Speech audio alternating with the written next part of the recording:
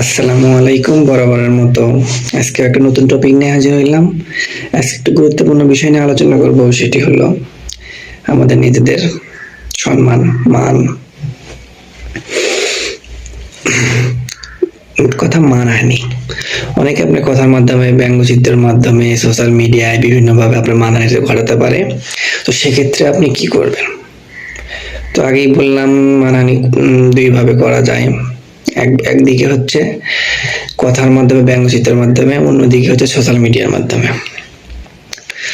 তো যদি আপনাকে কথার মাধ্যমে, ব্যঙ্গচিত্রের মাধ্যমে মানহানি ঘটায় কেউ, তাহলে তার বিরুদ্ধে আপনি দণ্ডবিধি বা পেনাল কোড 501, 502 ধারায় মামলা করতে পারবেন।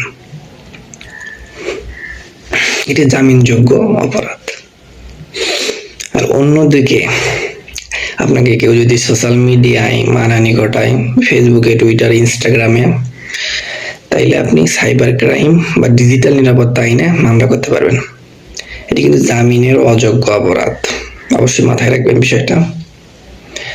তো সবারই কিন্তু যে সুষ্ঠুভাবে বেঁচে থাকার অধিকার আছে। আমরা এইসব বিষয় না করি, কারোর মানহানি না ঘটাই।